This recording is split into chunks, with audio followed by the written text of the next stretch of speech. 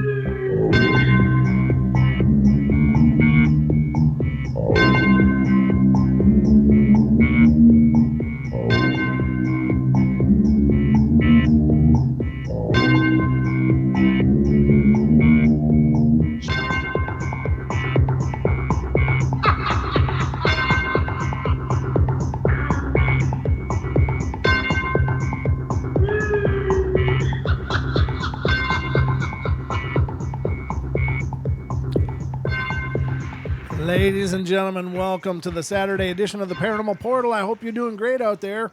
Thank you so much for being here and being a part of what we do. We're not always sure what we're doing, but we sure know we love doing it. And I'm glad you guys are here with us to be a part of it. And that always gives us a big warm feeling inside. And I mean, by us, I mean myself and my good friend and co-host, Mr. Don Longbeard. Hola. Oh, you're batting your eyelids and everything over it, weren't you? Hola. Hola. I got to get all ¿Qué that. pasa, amigo? ¿Qué pasa? I have no idea. That's about, I know how to get in trouble in Spanish. That's about it. Well, yeah. Usually starts with the term, dos cervezas. Yeah, don't cuss in any language here because we want to keep this family friendly, of course. That is true. And welcome, everybody. Hope you're having a wonderful weekend. Thank you for spending at least a part of it with us here. I know that it really means the world to me, and Don. Yeah, it means the world to him too. Yeah, absolutely. Hey, Paisley says, "Nice Goonies shirt." Thank you. Yeah, I like. He's like, I am wearing. Oh, my necklace is hanging out. Oh. So I didn't mean for it to be, but not that it's a bad thing. I just wasn't going for the gigolo thing today. So we are here, ladies and gentlemen. It's a Saturday night. Of course, the call-in lines are always open if you want to be a part of what we're doing. If you have a ghost story of your very own, or you have an experience, if you have a thought about the paranormal of your very own that you'd like to share, by all means, please feel free to call in. You can call in at 720-923-0500. 0500. Don, you are right. God, you are on the ball. It happens occasionally. 720-923-0500. Well, the stop clock is right twice a day. That's where I am. That's where you are. Well, I'm glad you're here with me because otherwise I'd be doing this alone. And it's a lot more fun to do it with you. But you are so brilliant when you do it any day of the week. Wow. I appreciate that sentiment. Brilliantly. I'm just making it up as I go. I don't know what the hell I'm doing most of the time, but again, I'm having a good time doing it. Oh, my goodness. What you got going on over there? I plugged in my phone. My dang. Wow, it's like a phone party up You're here. you're really popular tonight, my friend. Well, just that's all that I got going for me is my phone is getting charged. And we've got 21 people watching right now, plus the people in TFR. So wow, well, fantastic. Thanks, guys, in TFR for being here. And let's see who's in there. Lucky's in there. How you doing, Miss Lucky? We love you. And thanks for being here and being a part of what we're doing. Alan Holman is in there. Hey, Alan. TFR Wookie, Whoa. Fantastic to see you. Enlightened Dawn is in there. Mm-hmm. Excellent. Duck Sauce is in there. Good to see you, Duck Sauce. What does it mean? Well, I don't know, but I know you're in the chat room. Free Energy 13. Don, you're in there. Hey. Bill 13's in there. Apparently, Bill's 1 through 12 decided to leave, but we still got Bill 13. Donkey Hottie is in here. Nice. I don't know what to do about that one. Sorry. I just, Donkey Hottie. I'm not sure what that even means, but either you really love donkeys or that's just a nickname. But Popular Citizens in here as well, and Nice Legend. And wait, that's bopping. I don't know what the hell's going on. No, I think that's all of them. Okay. Yep. We got everybody. I mean, it was like all of a sudden the names were shuffling. Right. But welcome to the show, guys. And Don, why don't you go through the Sure. YouTubers? Well, in YouTube, we've got Aussie Tiger. How are you? Bigfoot Michigan Rob. Oh, this is a new name to me, and I absolutely love this name. Crispy Bacon. Ooh, very cool. Nice. Elaine, Gemini, Lisa, Nellie. There's you, Mr. Paranormal Portal. Tammy White, Paisley, and the spaces between. We've got, hey, Ken, how you doing, buddy? All the way from Australia. And then, of course, at the very bottom of the list, the best for the last, me. And Lawrence came in TFR as well. Oh, excellent. She gave me a Homer GIF. Or Of course he. she I don't did. know. Lawrence is a he or she. I don't know. I thought we've been through this. Do you remember what the answer was? No. Yeah, me either. I don't either. And I'm sorry. That's not because I don't care. Oh, my God. Somebody. Bill put a. Oh It no! looks like a pig with a thong on underwear. That's just all kinds of Oh wrong. my goodness! Somebody, Tammy, huh? people in TFR, please start typing so I don't have to look at that. See, didn't there used to be like a game they played with you, trying to throw you off, Yeah. and they people putting up different gifts up there and trying to throw you off your Oh thing. yeah. God, they would just work. They'd rock them. They would work. Thanks, Duck. I appreciate it. And Lawrence is a he. Good to see you, Lawrence. Thank you. We love you too. Thank you. But thank you for all of you that came in today. We have a full bag of fun, of paranormal fun, just waiting to get into here on the show. But again, call in if you want, 720-923-0500. I think I got an email to read. Oh, And I think this is the time to read it. Not this one, because that one. I mean, this is Bill sent us a great really? email, but unfortunately I can't play it on the show. Oh. But it's really, really interesting stuff. He sent me sound files and video stuff, but it's linked. So, all right. So this is a story from Bonnie, a listener named Bonnie, and what Bonnie says is. Hello, Brent. I'm a newly subscribed member to Paranormal Portal. Sweet. Thank Yay. you. Woo. I'm actually American, but live in Norway. My dad was from Midway, Utah, and my mom from Alberta, Canada. I'm sharing a couple of their stories, but both have passed on now, and I sure wish they were here to ask more questions surrounding these incidents. And I would have a million questions. Anyway, for what it's worth, thanks for making the show and all your hard work. Well, thank you so much, Bonnie. That's so awesome. And I'm just honored that you chose to share your stories here. It says all the best to you, Bonnie. And here's the stories. It says, my father grew up on a farm in Midway, Utah, a beautiful farming community where all the residents were friends and neighbors and well acquainted with each other. And he had a strange ghostly encounter as a young man while herding cows home. This is an excerpt from his story. The old Broadhead house in Midway had been vacant for some time. The windows were gone, the doors creaking on their hinges, and some said there were lights there at night. A perfect setting for a haunted house, I guess, you could say. One evening, it says Emer. I don't know if it meant Elmer or if it's E-M-E-R, but it says E-M-E-R. Emer Wilson and I were bringing the cows home from the pasture, and of course we had to pass by this old Broadhead house. Emer and I saw an old woman standing in the doorway dressed in a white apron and a black dress peeking out at us. And I remember the feeling of an icy chill down my spine. We refused to go by this place, but drove our cows down all the way around the back away from this spooky place. We always avoided passing by that place thereafter. Wow, that's intense.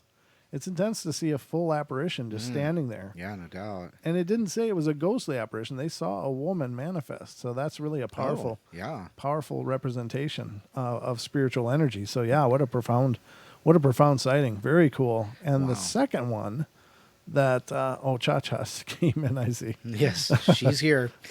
That damn name. I shared this one with Wes Germer after hearing an episode on Sasquatch Chronicles. Ooh. Where by the way, thank you again to Wes and Tony yes. who joined us today on a podcast roundtable episode. That was awesome. Or we joined them, I guess is how it worked. But we had a great time, great conversation, a lot of fun, and that will hopefully be posted tonight. And Sasquatch Chronicles is posting it. The Confessionals, Tony It's a Merkel is blitz. posting it. And we will be posting it on our podcast episode. So wherever you go in any of those podcasts, you'll be able to catch it. But I'd be honored if you download it from the Paranormal Portal site. Just because, those numbers look sexy. Actually, it is for the sake of everything, visit all of them. Yeah, that'd be You don't really actually cool. have to listen to it. You just got to start it up and let it go. Hey, no cheating, Don. I didn't say. Don't encourage cheating. Hey. But no, I mean that'll be coming out tonight, and it's a great great episode, great time talking with those guys. They are truly fantastic guys, and we just recorded that a little bit earlier, and had a great time. So special thanks to them. And the only thing is Bonnie's email reminded me of that, so I wanted to spit that out before we got too far. So this is the one she shared with Wes on the Sasquatch Chronicles, where a man talked about being out coon hunting and running into a red ball of light. I really enjoyed that episode, and I'm interested in these things because of what happened in my mom's farm growing up in Raymond, Alberta, Canada. I will share what I remember she told us many years back. Her father, my grandfather, was a cattle rancher up in Raymond, and Mom was born in 1913. And that was an era where most people did not yet have vehicles to drive around in and still were relying on the buggy and horse for transportation. Their farm was pretty remote, with the nearest neighbor being 11 miles away. Wow. You imagine having trouble and having to run over to the neighbors. Yeah, right. I'll be back tomorrow with help. Grandpa built the house that they lived in, and I'm not sure they even had electricity at that time while my mom and her siblings were growing up.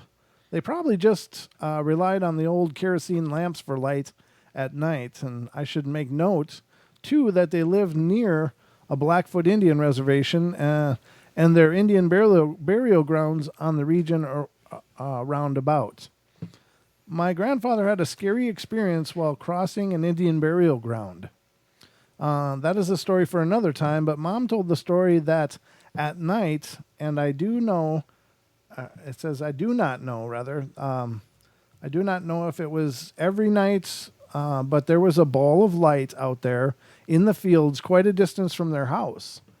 And I remember her telling us that it was a round, white ball of light, not too big and not too small, and they could easily see it in the distance from their home.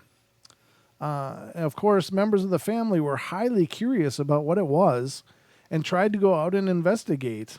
And I would imagine that my grandpa went out to see what it was and to try to check it out. And as I mentioned, there were no electric lights, and the neighbors being so far away and no cars being driven anywhere in the vicinity. So it was very curious to me, to the family, what it might be. But Mom said that when they went out to investigate, that the light always moved further away out into the field. And when they first homesteaded there, Grandpa planted on the outskirts a lot of trees that would make a good windbreak when they grew. But the trees would have taken quite a few years to get that big. And I don't remember what kind of trees they were, but the terrain around their farm was mostly prairie for as far as the eye could see. So the light could be visible, and there were not forests or for it to be obscured in. And by the way, I remember her telling they would go in search of it, and it always moved away and just eluded them. But then, as they were heading back to the house, it seemed to move with them or follow them, always keeping a distance. Mom did not mention that they felt any fear for the light, but an interesting thing to note was that my mom and her siblings always felt afraid to go out there at night. There was no indoor toilet, and they had an outhouse, so they used that. That was a distance from the property. And there were coyotes that came near the home to try to steal the chickens, so there were other things the kids felt afraid of besides the light. I wish Mom was still here and I could ask her more about it, but that's what I remember. And then she says, "Ha in fint dag." And I'm sure that's some kind of Norwegian saying, but I hope it's cool. Thank you so much, though, for sharing those stories. That's really awesome. Again, that's one of the highlights of every episode when I get to read your guys' emails. So please, by all means, keep them coming. Definitely keep them coming. I like that one, Lawrence. Lawrence posted a GIF here in the chat, and it shows like a moon moving down the hallway. That's really cool. I actually saw they make these little moons that fit in the ball of your hand, and they are a ball, and they're like made out of an acrylic material that's translucent, and you can change the color of it, much like the one up on the wall. Wow! Except I'm probably sure it doesn't eat batteries like that one on the wall. That one on the wall will just chew up. I can't believe how fast that goes through the batteries. I know, and it's just a series of LED lights in there. I mean, LED lights should be good for years on a set of batteries. You'd think. So something about it is really sucking juice. Or it's more spiritual in nature, which could be, because that's not uncommon. But the dragon sconces don't drain particularly fast, and they're running on batteries as well. So I don't know. Curious as well. Yes, Cha-Cha, we need lithium. Batteries, obviously. You mean batteries, right? Did she say opium? Oh, lithium. Never mind. Sorry. We're out there. I'm actually a sober person, for the record. I just appreciate a good laugh when I can get one, and sometimes cheap laughs if I can't get a good one. What do you do? That's the way we roll here on the portal. So, Don, I forgot to ask you, how you been, by the way? I've been good. Had a great 4th of July. So did you tell everybody that you were rained down upon with shrapnel? You got it right there. Wonderful. We sat so close to the fireworks that the shrapnel was literally falling on us. He's got this thing's like bigger than a silver dollar. Oh yeah, it's about like a dollar bill folded in half or something about that size. If you can see it, I'm putting it in front of the TV. Let me go to the camera thing. I should go to my camera. So I told him, I looked over, I went, God, the ash and stuff's hitting me in the face. Yeah. I'm like, I better put the beard away because I don't want it to singe. And Black Tree sitting across from me just laughing. Yeah, I know. Well, She's like, hey, you're going to singe the beard. And then Brent's like, well, what do you mean? I said, well, the shrapnel from and then he goes, hey, something just hit me in the leg. Well, I said to my wife, I said, what? And she goes, what? What'd you do? You tapped me in the leg. What do you want? She's like, I didn't tap you. And I was like, oh. And then it was after the fireworks were over. We're packing up. And here's this piece of one of those. It should have been like a cannonball sized thing, but this is what hit my leg. And I mean, it's cardboard, so it's not really heavy, but my God. Yeah, it's crazy. That is crazy. So I kept it for posterity's sake. And we're planning to be back in that area next year. Absolutely. Are you kidding? That was great. It was really cool, though, right overhead. Yeah, definitely. It was pretty hardcore fireworks. And for those of you on TFR, it's about the size of a dollar bill folded over, and it's not really thick cardboard. Right. But I did. It felt like my wife smacked my leg and just went, hey, but she didn't. It was actually this piece of shrapnel falling from the sky. I don't think they're supposed to be that big when they're all done. Oh, married life. Oh, yeah, I know. But it's a conversation piece now. It is. It's here in the studio. Yeah. And I had some new beard oil in, too. I wasn't sure how flammable it'd be the other night, so I had to tuck it away. Oh, well. Wow. So, but anyhow, no, had fun. It's been a good week. I've actually been sleeping fairly okay. So, yeah, we're looking forward to, some... Yeah. Somewhat. It just kind of petered out right there. That was where the gray matter stopped firing, exactly. Ladies and gentlemen. Well, the gray matter's coming out in the beard now. Isn't that pretty? It's striking. Don't let anybody tell you different. Hey, I noticed, though, that when I was sitting in your seat like 2 Fridays ago, the lighting's different, and it actually makes it look like I have a split gray, right down through my beard, like there's 2 big streaks. So it was kind of like you're doing a Wolfman Jack. Yeah, exactly. Oh, hey, everybody, yeah. Wolfman Jack. We're gonna be playing something from Little Dr. Demento lately, So yeah. But yeah, it was. I just thought it was odd. Anyhow, back to you, Brent. Well, Thanks, Don. Thank you. Yeah, it was a good time. Good 4th of July. It was, yeah. Good time. And Black Tree was Black there. Tree, yeah. Yep. Black Tree Julia was there. Is she here? I haven't seen her yet. I have not either. Paisley was there too, though. Oh yeah. Of course, Paisley Hi, was. Dee. Hey, Willow. And good to see everybody, all you people that are coming in now. Welcome. Cha-Cha. She says, wow, Cha-Cha. Paisley said that. Oh, yeah. Every time I see that damn name, it just makes me chuckle. All right, so we got some paranormal stuff to get into here, ladies and gentlemen. And I think I have some left over from last night because we had great call-ins last night. Really a wonderful participation. But I was going through this list of these weird cryptids people were bumping into. Oh. And I only hit a couple of them, and I think there's several more on this list. So let's get to some more of these. And now, ladies and gentlemen, I don't know. Some of these cryptid stories are hard to understand because it doesn't seem to be any rhyme or reason to these weird, obscure cryptids that just kind of pop up. And here's the thing that I have trouble with, is that people will come out and say, "Hey, we saw this," and it'll be something so different from anything anyone else has ever reported. Now, could that be true? Sure, it could be, but without a corroborating sighting of any kind, it's hard for me to wrap my head around it. Like somehow these are the only people ever to see this, this weird gummy bear thing, or whatever it might be. And it's a little tougher to understand. And again, I can't vouch for the authenticity of any of these things that I'm about to read you, but they are reported, and the portals of conversation. So let's get into Portals of conversation. The portal is a conversation. Oh, is a conversation. Yeah. Sorry. I mean, we just talk about all things paranormal, right? So, yeah, absolutely. So let's get into these and see what else is being described as being out there. And the other part of it is that, and I was having this conversation with Wes the other day. I was like, the thing I think that freaks me out the most about it is that, it's one thing to think there's Bigfoot out there and Dogman. But then when you hear all these other weird things being reported, it's like, oh my God, how much is out there that we don't know? Right. It makes you just want to stay inside. Yeah, I know. I'll never go into those woods again. I'm never going outside except in my car. There's only 5 trees. It's not woods. Yeah. Well, and a lot of these cryptids are very small. They're not like really large things. So let's see what this one is. And this talks about the Florida sea monster, ladies and gentlemen. So apparently there's a sea monster hanging out in Florida. Let's see what it says. This story takes place, I think, in the summer of 1995, making me 9 years old. Practically every other year, my family would take a trip to Florida, and we would usually go to Disney World, but my mom was getting sick of that, so that year, we actually didn't go to Disney World, to my sisters and my dismay. Oh, so the kids were not happy they weren't going to Disney World. They were ready to go, but the mom said nope.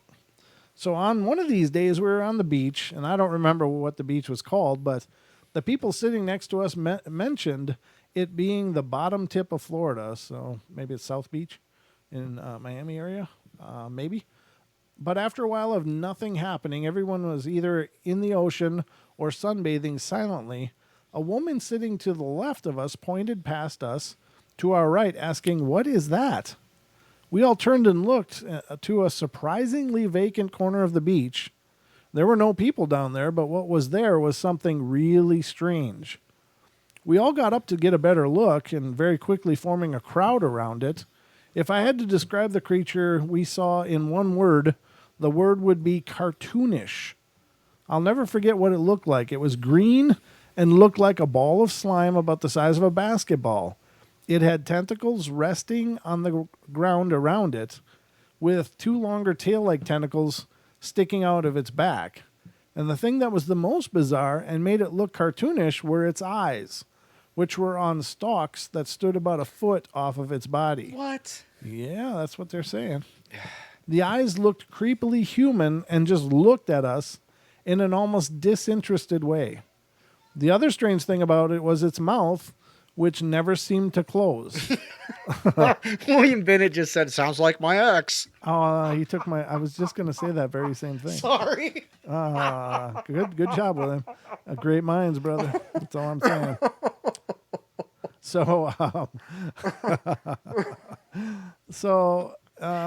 Let's see, where the hell was I now?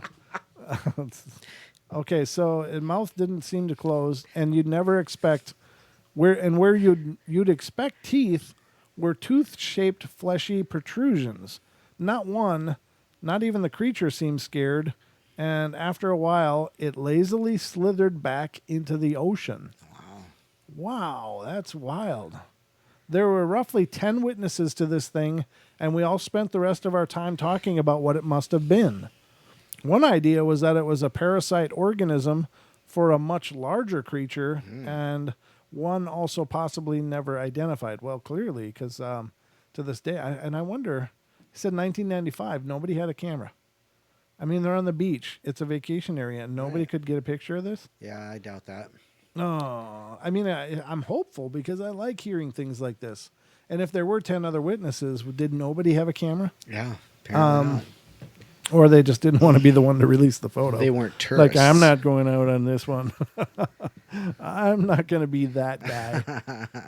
Okay, and again, one of the familiar ones is the Mothman. And I think pretty much everybody knows what the Mothman is. This is a weird one for me because, it's not that I doubt there's a Mothman, but I'm just not sure what the Mothman is. I'm not so sure it's a flesh and blood thing. I think it might be more spiritual. It could be extraterrestrial. I don't know. That's a possibility. But it's just a bizarre kind of phenomena. And I've not watched the Mothman prophecies, so I've been told that I really need to. Have you seen that, Don? I might have. I have a vague memory of yes, but I also have a vague memory of I don't think I care. It's just not one of those I got into. But maybe for the sake of research. That's kind of where I'm going with this, Don, because we have a paranormal show. Maybe we should have a paranormal, portal movie party some night. Okay. If I could ever get a night off. Yeah, I mean, we could certainly watch that. Yeah, I mean, that would be fun. So let's see what they say about the Mothman here. He didn't sound convinced. Well, I mean, I know. Oh. I know I'm convinced it's break time, ladies and gentlemen. We'll get to the Mothman when we come back, and we'll have a little discussion about that and so much more. So don't go away. The fun is just starting here on the portal.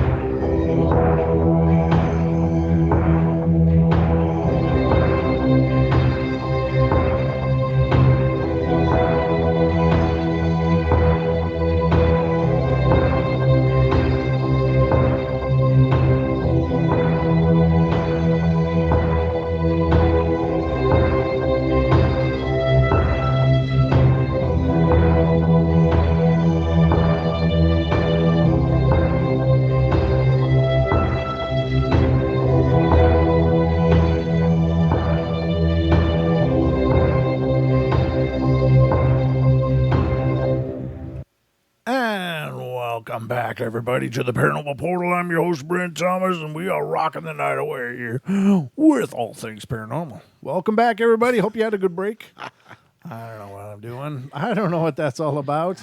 I might just be losing it, but it would just sound normal. Just be me. This is a really long period of losing it. So, hope you guys are having a good time, enjoying the show, and appreciate all that GIF kung fu going on in the TFR. Pretty hilarious. You guys making me chuckle. Well done. Well played. Well played. So, we're going to talk about the Mothman. All right, let me get to this. Don, did you have a good break, by the way? Yeah, it was a great break. I was able to chug the jug. I was good. Okay. Okay.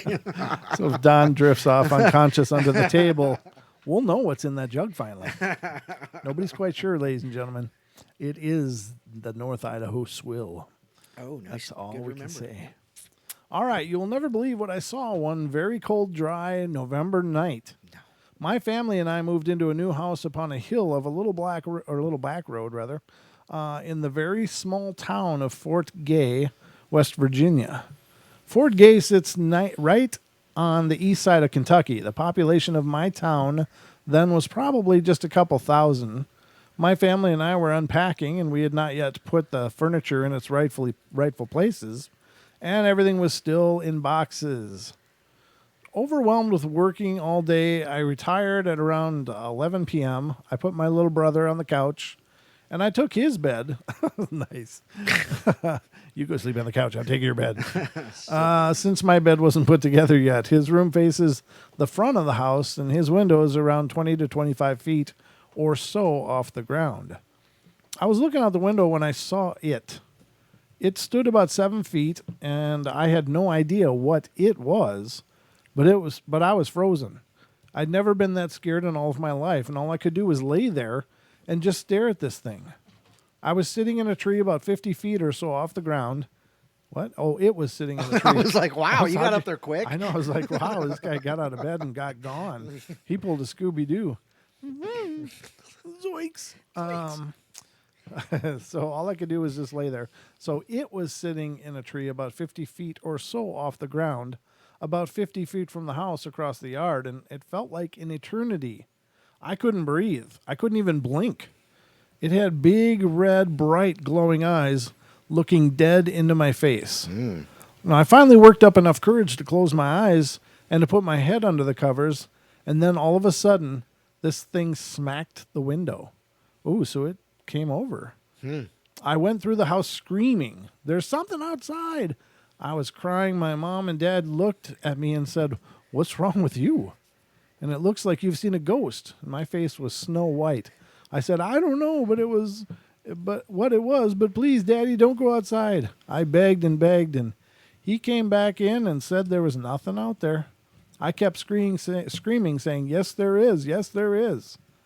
When I explained to them what I saw and how I felt, they said I was crazy. Don't you love that parental support? But to this day, I will not go outside by myself. Even in the day, someone still has to watch me to my car. Wow, that's some PTSD right there, ladies and gentlemen. I have heard of some pretty crazy things going on up on that road, but I never expected to experience anything myself. My husband and I went to the theaters and watched the Mothman prophecies, and I was reliving that night all over again. The way they described the feeling and what they saw was remarkable. My husband looked over at me and said, "Isn't that what you described to me when you first started dating?" I couldn't say a word. At that moment, I knew what I saw. I believe in all my heart of hearts, I saw the Mothman.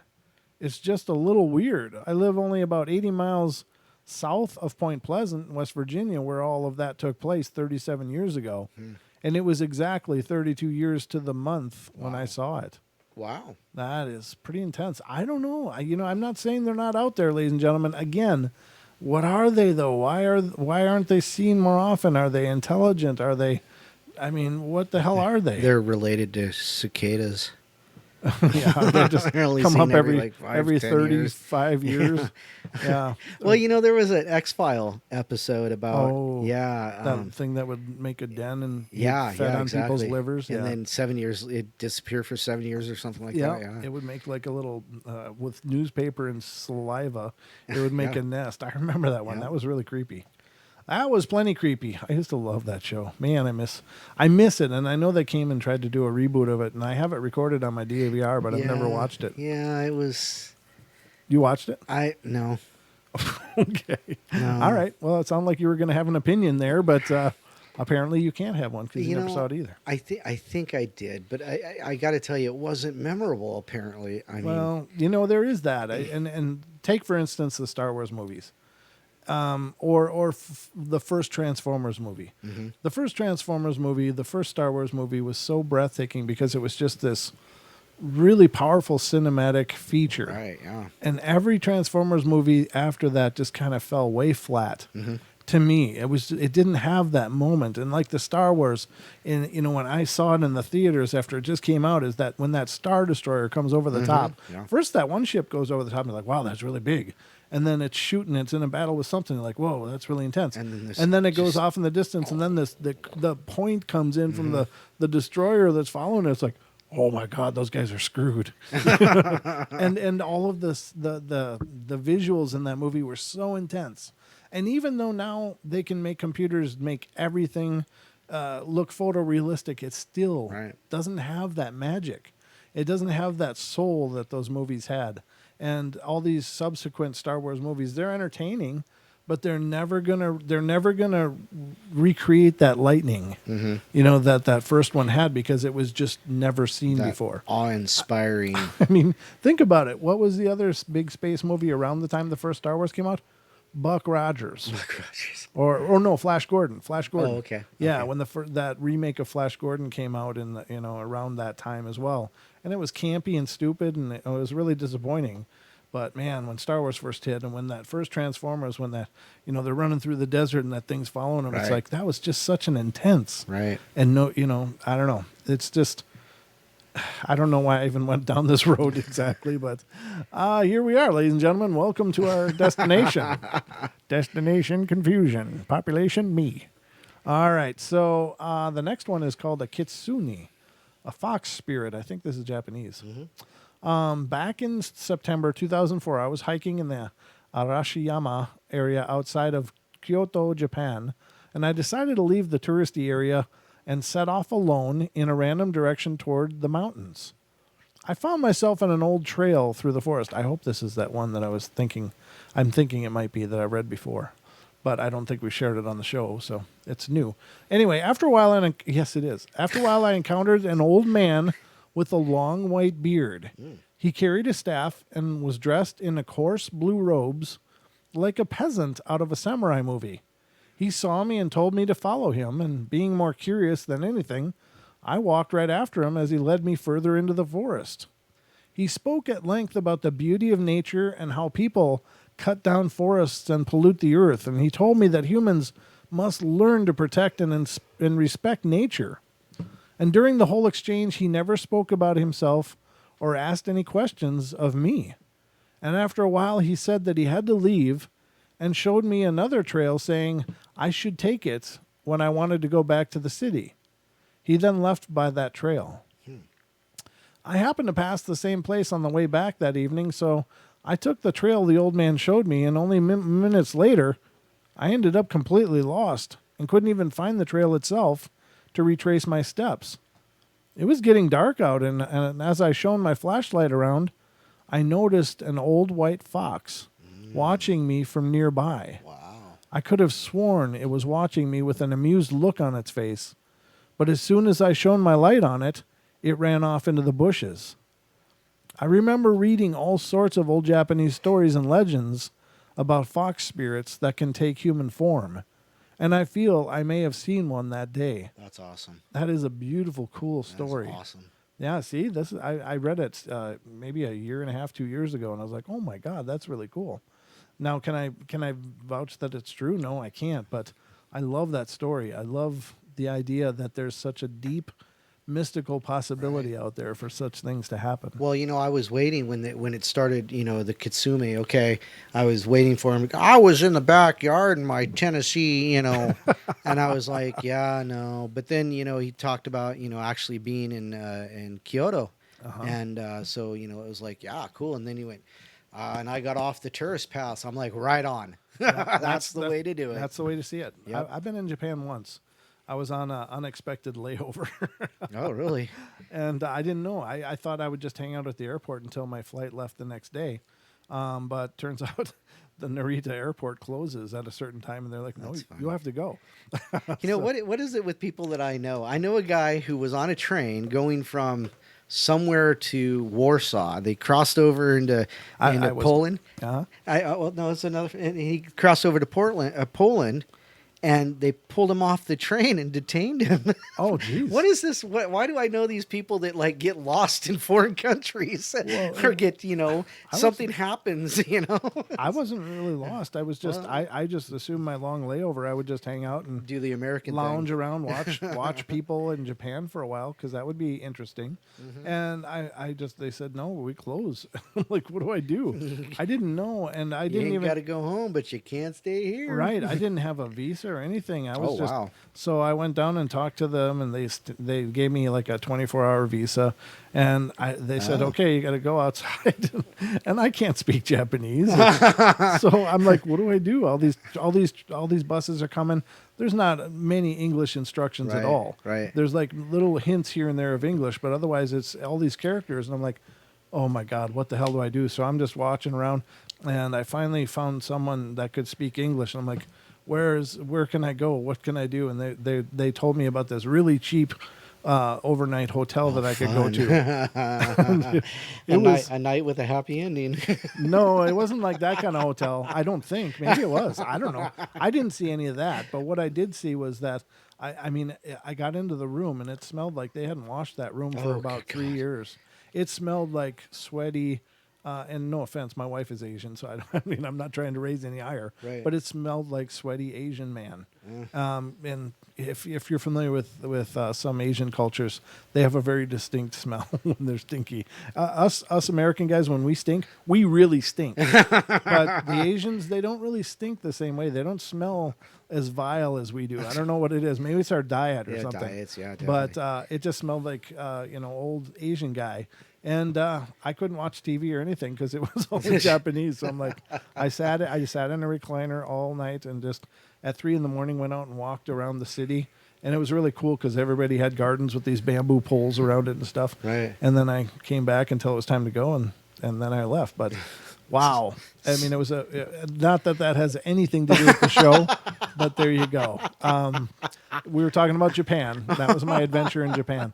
I would love to go back and look at these old forested areas and stuff that are still around. I think that there's so much amazing history. I'd love to look at the old forest areas here in the U.S. as well. I mean, wherever there's natural places, there's just such an energy, and especially being on the Pacific Ring of Fire. Because after that, I went to Indonesia, and the whole time I was there, I've never felt so good in my life. And I assume it has to do with that natural energy just from being on the Pacific Ring. Same thing when I was in Hawaii. It was just this really powerful, strong energy. Very cool. I recommend it if you get a chance. Oh, I'd love to go sometime. Well, we'll go on a portal tour. If it was just for the food, I'd be happy. We need more international listeners. Yes.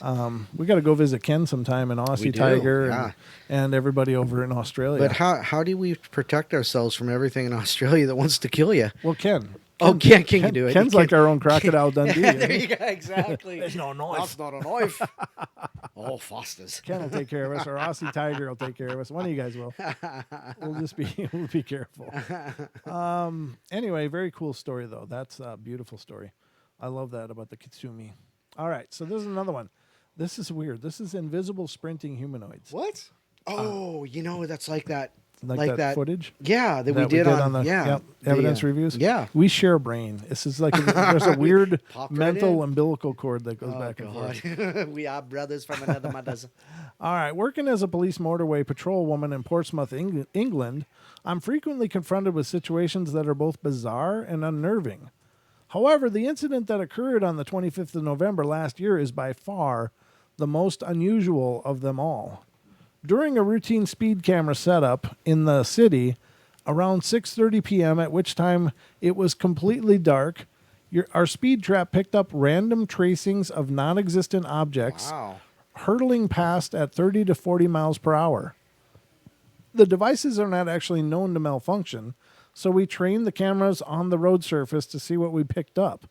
And sitting in the back of the patrol van, we were shocked to discover on the screen that the camera was picking up what can only be described as human figures running up and down the street approximately 40 feet away from the vehicle, only barely visible through the night vision filter. They were of average height and had a silvery hue and were sprinting up and down the central reservation, the dividing surface between the two lanes on the motorway, repeatedly and very fast. What the hell?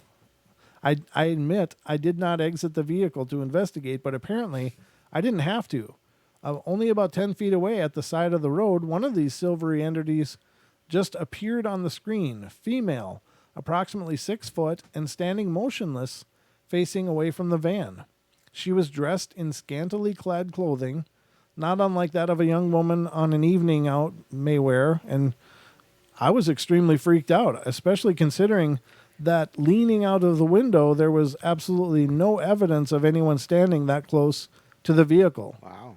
And as the first vehicle, only 5 minutes from the first sighting, drove past, all visible evidence of the entities had vanished. Nothing occurred from that time till the end of my duty at 9 p.m. And yet, when I played back the footage from the camera, the silvery objects and the woman are not on the tape. Wow. Obviously, I did not report the incident, but friends and fellow officers agree that it's highly unusual and none of them had experienced anything of the like before. Wow. That's pretty wild. Now, that was just one day, right? So he never Right. went back and like monitored it again. Yeah, it was a she. Or she. Yep. So not that we know of, at least. No. That sucks, because it'd be funny if it was a temporal kind of thing. At certain Right. times, you can see these through the lenses. Yeah, that's really cool. But how did it not get recorded? That's the weird part. Yeah. That's So they could see it on the screen. Right. So what kept it from actually recording? That's shadow vampires. Yeah, I don't know. But I mean, it was visual in the on the display. It should be recorded. On the recording. Because Yeah. recordings are just, I mean, they're digital. So I don't know. Very, very bizarre. I don't know how to account for things like that. That defies everything we know about recording, I guess. All right. So the next one is a red-eyed roadside cryptid. Red-eyed roadside cryptid. I thought you were going to do it. This sounds like a rock band, doesn't it? Red-eyed roadside cryptids are coming. It's like a slice of a Rob Zombie movie. So the following happened in Vidor, Texas on June 20th, 2000. At around 1 a.m., I just got off from work and was headed east on this road, and there's a 90-degree turn, and at times you have to watch because his cattle might be out on the road. And that morning, that's what I thought had happened. No one else was on the road, but I saw red eyes that would look at the truck lights and look down over and over. And I knew something was not right. I was driving on the left side of the road, and when I got close, I noticed that this red-eyed creature stood about 5 feet tall and sported black hair all over its body. I stopped the truck and got out my spotlight and shined it on this creature. It seemed like forever, but I know that it was only a few minutes. This creature raised its arm above its head and let out a terrible scream that I've heard before. It turned around and went behind a house and left. I've heard this sound before when I lived on T Road in Orange, Texas, just a few miles from this location. I've traveled this road many times, hoping to see this creature again, and never have. I'm told this creature is related to Bigfoot. Well, I mean, it could be, one of those little squatches that Duke talks about. Yeah. Or it could be a puckwudgie or something. I don't know. How tall did he say it was? 5 foot. 5 foot. Yeah, that would be a little mini up. squatch. Yeah, I guess so. That's crazy. Right. All right. Very bizarre, though. Okay, so here's one coming from Australia. For our Australian listeners, here's some bizarre cryptid experience. Not only your yowies, but apparently there's more. What is it? Bunyips? Aren't those another cryptid over? Yeah. Yeah, bunyips and yowies and Yep. yeah. So it's the stuff that you do know that'll hurt you, and then there's stuff you don't know that can hurt you. I'm just saying, Australia's pretty amazing place. Duke says a young squatch or an albatowitch. Oh, albatowitch. Yeah. Okay, yeah, that's what the word I was looking for. Albatowitch. Okay. I'm not entirely sure on the exact date of when this happened, but it would have been around 1999, maybe in spring or summer. Living in Australia, you're bound to see strange things from time to time. Although most have an explanation behind them, this is different. Oh, I should probably move this so I can see if there is a call. Okay. I was young at the time, probably 9 or so, and my family was having a barbecue in the backyard of our house. And we're all sitting at this table on the patio, eating and talking, not really paying attention to anything surrounding us, and suddenly I heard a plop noise come from the leaf cover in the garden along the back fence. I immediately turned and looked to see what had made the noise, and to my horror, I saw a small blue creature look at me and then run into the shrubbery. It was about 15 centimeters or 6 inches tall, on all fours. It didn't have any toes that I could see. The face was vertically oval-shaped with small black eyes, a long protruding nose, and a grimacing mouth filled with almost needle-like teeth. Yikes. The outer of the face was a dark blue, sort of like a mane, but it looked hairless. The rest of the face and body was light blue. The best I can describe the body is like that of a lion, except with short legs, no tail, and less sculpted. I looked at my brother and he said, "What was that?" He had seen it too. When my mom calmed us down, she took my brother and me to separate rooms of the house and got us to draw what we had seen. We both drew the same thing. I was terrified for the rest of the night. To this day, I still don't know what that creature was that I saw, but it still gives me the creeps. That's intense. That is really intense. So that's the last of the stories, but on this article anyway. Huh. But it looked like a little blue lion without a tail and hairless. That's crazy. Right? So that's the weird part, ladies and gentlemen. It's like, there's already this catalog of strange things that were believed to exist, but then then you get all these other ones. It's like, well, what the hell's that? So this is a little things. And quite honestly, I guess for the most part, when you think of cryptids, you think of bigger things like Bigfoot, Dogman, the Rake, et cetera, Mothman. But then these littler ones, they don't ever seem to be mentioned. But I suppose when you think about the possibilities of things remaining undiscovered, there could be just a gajillion of these little things. Yeah.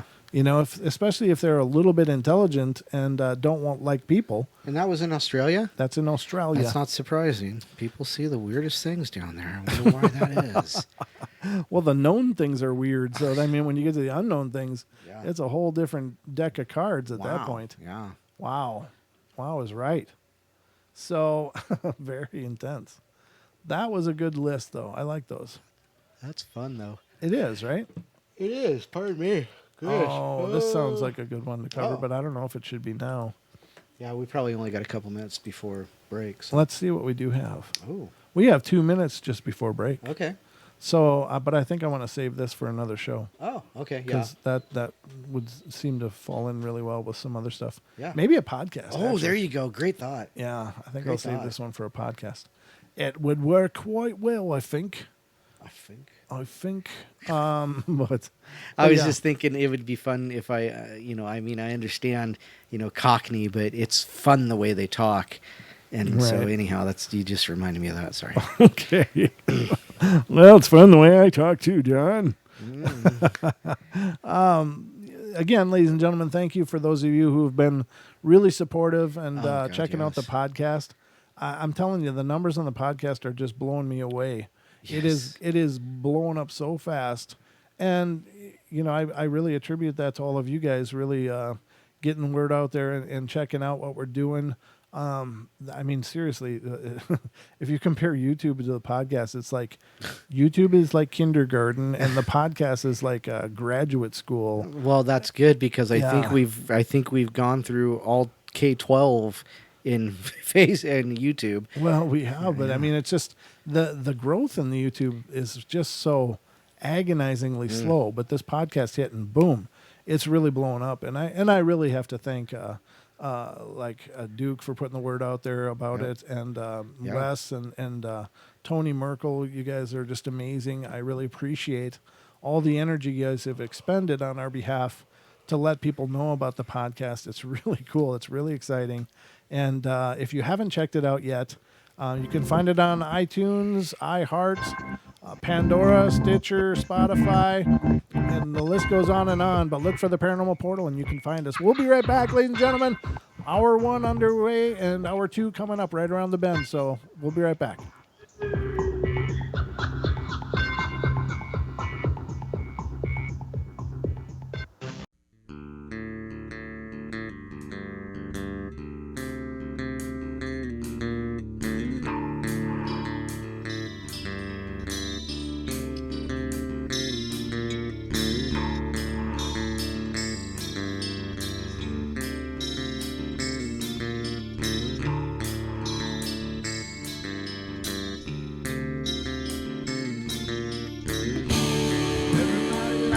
Play their games. Everybody loves to place their bets.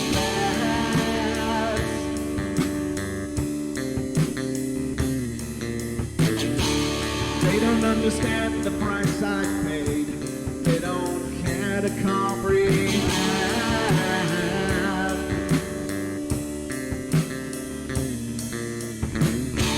Trace their lines upon my body, dripping scars across my heart.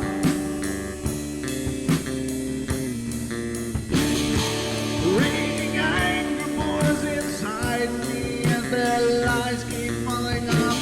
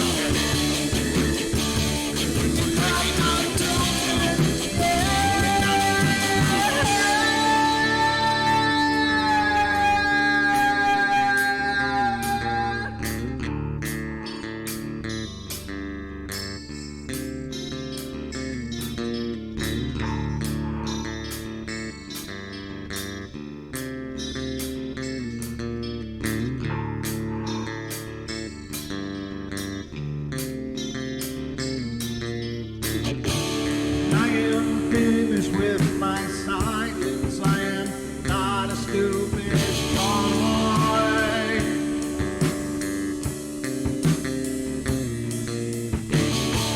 No more breaking me with kindness, just you dance upon my joy.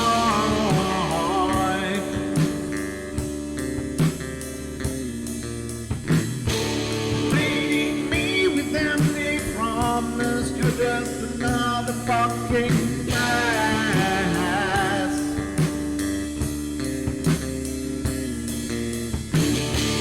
Taking off the slice of my sanity, just make sure that you're well fed.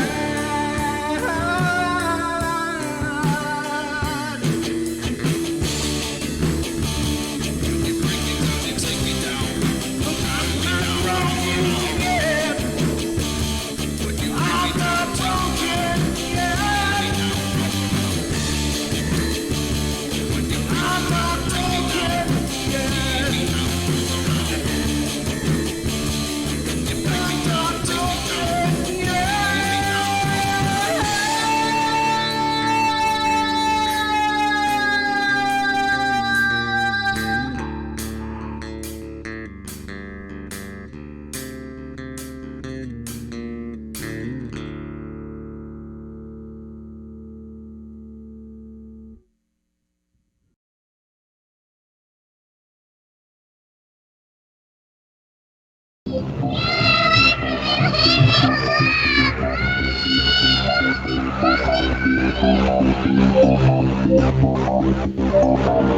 Carol Ann is not like those she's with.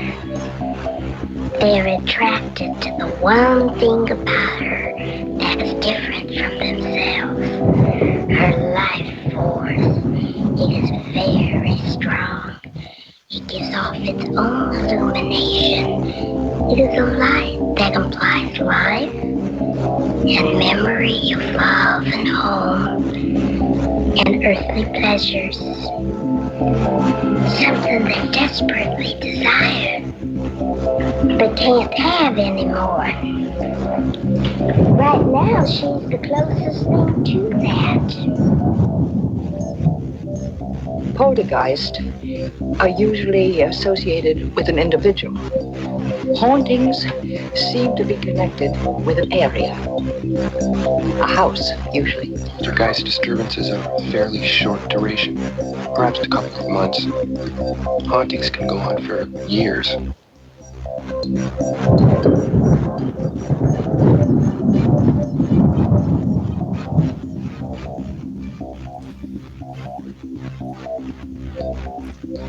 Welcome back, ladies and gentlemen. Hour number 2 is now underway here on the Paranormal Portal, and it's been an exciting journey. And the ghost box says flu, F-L-E-W, flu. Huh. And it said that at 7:33. So. I thought I heard something. Did I ya? wasn't quite sure though. Okay, I didn't hear it at all. So, So I do we don't need know. do we need powder and yell diagonally? diagonally, yeah, it's not that kind of flu. It's like flying like a bird. Not F-L-U-E. What was it? F-L-U-E or W? I'm sorry, I miss. F-L-E-W. Oh, okay, Yeah. all right, fine. Flew. The time flew by, just like it always does here on the portal, ladies and gentlemen. Welcome back to hour number 2, and hope you had a good break. Hope you enjoyed the musings of the video segment I put together and all of that strange footage. I don't know. I just, I'm kind of going full radio tonight here on the show. Yeah, no doubt. I'm going full radio tonight, ladies and gentlemen, and welcome back to the show. Shout out to Naysay. Hey, Naysay, good to see you. Thank you for coming in. Dezombified, good to see you. Crispy Bacon is still hanging around. That's crispy. awesome. I like crispy, that. Yeah, crispy bacon. Crispy yeah. Bacon. Well played. Well played. I love me some clever names. All right, Dezombified. We'll see you later. Oh, is he heading out? Oh, Yeah, take heading care, out. brother. It's a pleasure hanging with you as well. I can't be any stranger than I already am. Sorry. The entertainment's free, ladies and gentlemen. You get what you pay for. So, And if you're watching this on YouTube Red, well, yeah, sucker. oh yuck. Tofu. Unless you're in the grace period. What do they give you? 30 days yeah, or the whatever? 30-day trial. Yeah, they keep throwing at me, and I that's, keep telling them now. I do too. It's like you I know, don't need one more thing to pay. because I'll forget. You know, it'd be one of those things like, here, just give us your credit card, but it's free. Don't worry about it. Yeah, exactly. And it's like, okay, and then I'm going to forget about it, and all of a sudden I'm paying for something I don't need. Cha-Cha, why would you want to eat teriyaki tofu? Ooh. Oh, it's so bad for you. Gosh. Maybe not. Is it for females? I thought it was just bad for guys. It is bad. It's horrible. Okay, it's horrible for me. Well, it's not, this isn't about you. That's fine. It's not all about you, Don. She says, I know. I love tofu. I used to like tofu until I found out what, that stuff really does to a It'll guy. give you man breasts. Was that Duke? No, that was me. Oh, that was you. That was all me. I can take credit for that one. That does sound Duke-ish, though, but Yeah. no, that was mine. I came up with it all by myself. Duke came back with toe food. Tofu, yeah. T-O-E food.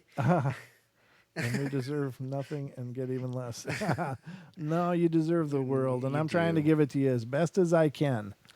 Marlena says she ate it once. My mother made me eat it once. I Just once. I've eaten it a Only few once. times because Mrs. Portal loves tofu, and she's she's really adamant about me continuing to try it, and I'm really adamant that I'm done trying it. So it's an impasse. That's when an unstoppable force meets an immovable object. That's what my tofu diet is like.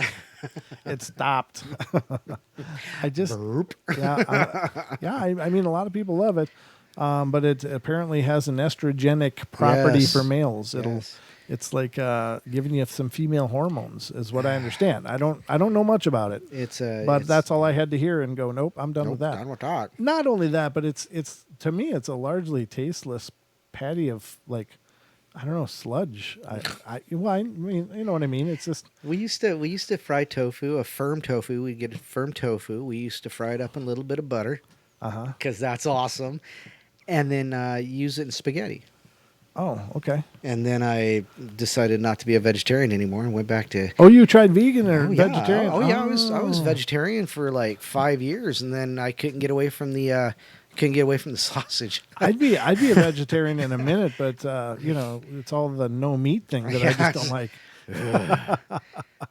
Now, don't get me wrong. If I had to slaughter my own animals and stuff, I probably would be just chewing Right. on veggies. Right. I couldn't do it, but since someone else is taking care of that part, you know, I don't know. Maybe it makes me an idiot, but I'm a well-fed idiot. You So- know, and it's one of the things I don't understand is why we've grown so apart from our food. You know, it's like that. It's like that. You know, meme that goes around.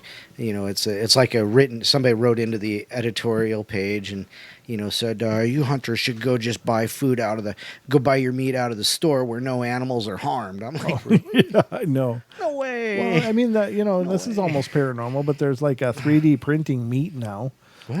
Yeah, you can. There's some protein paste that they can 3D print your meat. Star Trek is coming. I know. I can't wait because I'll be just like I'll be replicating the hell out of some foods. So I was reading this book. I'll I be read a lot. 600 pounds of love. I'll be 600 pounds of snuggly mass. I read a lot. So I was reading this space opera, sci-fi kind of thing, and they were talking about how they started out in the stars and they're running for their lives because their planet's been invaded and they've been chased off, and they head to the last planet that they can absolutely find that makes sense to them, and it's called Earth. Oh, And they come to Earth in present time. I mean, they're so far ahead of us, but okay. they're the visitors. They're actually a split off civilization of Earth that left a long time ago, like Greek god time, like way back when, and they left, and then we degraded into what we are, and they came back and they're like, you guys are still eating meat? My gosh, we can just go and program the replicator and we can spit out anything. So what did we Americans do? We taught them about pizza. Ooh, that changed their idea right there. Well, I mean, everything that they could replicate, replicate like beef. A flavor of beef with so it was still vegetarian or cleaner, I should say, Okay. and there's actually no meat No in it. cruelty involved. Yeah, exactly. So we taught them about pizza. So, right on. Right on. Well played. Oh, that was awesome. I kind of miss pizza. I'm doing a carb-free kind of thing. I'm doing like a keto deal. What is going on? Stop that computer. What? Oh, my computer's being wacky. Oh, it's coming. There it goes. It's coming. Just relax. one who flew over the cuckoo's nest. Okay. Oh, here it goes. It's going cuckoo. All right. Well, let's continue then. I'll get some more stuff to share with you guys. Slightly.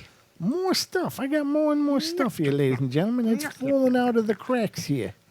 All right. So, oh man, this sounds like a good one. I'm stuck watching the. No, this is another one. Wow. I got to say both of these for, I don't know how long they are, but I don't know if it's a duplicate of stuff we've already shared. Watch it be written by Robin. Yeah, by Robin Moonshadow. That wouldn't surprise me. She's got quite an accomplishment. So these are some spooky shadow people encounters, ladies and gentlemen. Now, again, shadow peoples. There are shadows that just because you see a spiritual presence that takes the form of a shadow, it doesn't mean it's a shadow people. Shadow people are a very specific, as I understand it, kind of spiritual entity or entity anyway. I don't know if they're spiritual or if that's just their reality. I don't know. But a lot of people use the term shadow people because they saw a shadow. And that does work to an extent. But in truth, the shadow people are supposed to be a pretty... malevolent kind of entity, Right. supposedly. that draw from people and can be a problem. But let's see what these guys say. Again, we did a podcast about shadow people, Don and I did. Well, and then, you brought up some really good stuff on that podcast. So if you want to hear more about that, ladies and gentlemen, check out the podcast. definitely check out the podcast if you haven't already. Well, then, and you did the podcast with Sean, and you guys talked about shadow people We as did, well. yeah. So Yeah, check it out comes- that one too. It comes up pretty often whenever you're talking about the dark side of haunts. The shadow people is like right up on the top of the Yeah. list. They are they allegedly can be really problematic, but kind of depends on how you look at it too. They might be doing us a service in retrospect, but we just don't understand a whole lot. So we oftentimes default to, I don't understand, it must be evil. And maybe we're just wrong. I don't know. So let's see what these guys are saying. Here's the mirror man. When I was younger, there was a man at the top of my stairs, and I used to go to the bathroom every night between 12 and 3, and he would always be there. He was a shadow on a mirror. I was only about 4 or 5, but other people saw him too. He even tried to push one of them down the stairs. Since moving into the house across the road, though I haven't seen or heard from him, I can't go into my old house upstairs because there's a very unwelcome and hostile feeling to it. Wow. I still can't work out who he is. I've also seen him in my friends' houses, and he just stands there looking at me. Although there's no face, just a shadow. Wow. And that was, I guess that would be a little unnerving. But again, it's just a shadow apparition. You know, like the portraits in Harry Potter, as they can move from portrait to portrait, maybe they can move from mirror to mirror. Well, mirrors are can be very mystical, and there's many cultures have regarded mirrors as a spiritual doorway. In a lot of Slavic countries, the idea is that when there's a death in the house, You cover your mirrors. cover your mirrors for a period of like 3 days to make sure that the wandering spirit, there's a 3-day period of time or more. I can't remember the specifics. 3 days. Okay, that's what I thought too. But I mean, just in case we're not exactly Right. accurate. Sure. So the idea is that you don't want the spirit of your deceased loved one to become trapped in a mirror. Yeah, So that's apparently mirrors can be detrimental to the unliving if they don't, know what the hell's going on. They might stumble into them and get stuck, and that's not a good place for them, apparently. I don't claim to know a whole lot about it. I'm just sharing. People are on a meat discussion. I know, yeah, they're talking about beef. It's like the Food Network in there, huh? Welcome to Random Recipes or Us. Well, welcome to the Paranormal Pantry. Paranormal Pantry, ladies and gentlemen.